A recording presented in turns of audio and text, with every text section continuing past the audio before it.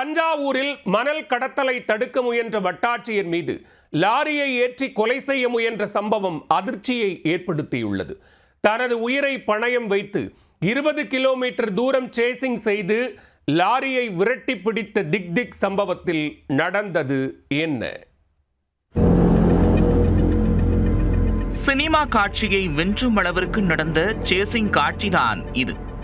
அரண்டவன் கண்ணுக்கு இருண்டதெல்லாம் பேய் என்ற கதையாக சாலையில் சும்மா சென்ற வட்டாட்சியரிடம் உரண்டை இழுத்து மணல் கடத்தல் கும்பல் போலீஸ் வளையத்திற்குள் சிக்கியுள்ளது.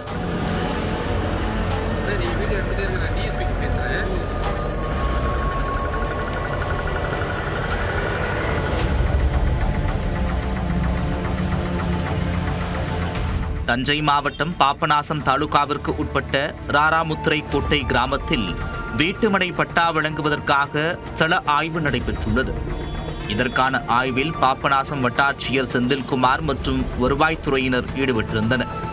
ஆய்வுக்கு பிறகு அதிகாரிகள் தங்களது அலுவலகம் நோக்கி ஜீப்பில் திரும்பினர்.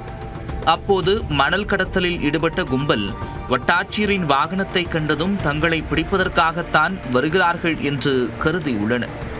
இதனால் அதிகாரிகள் சென்று வாகனத்தை இடித்து தள்ளும் நோக்கில் மணல் லாரி வேகமாக வந்துள்ளது. இதில் ஜீப்பில் இருந்த அரசு அதிகாரிகள் நூலிலையில் உயிர் தப்பியுள்ளனர்.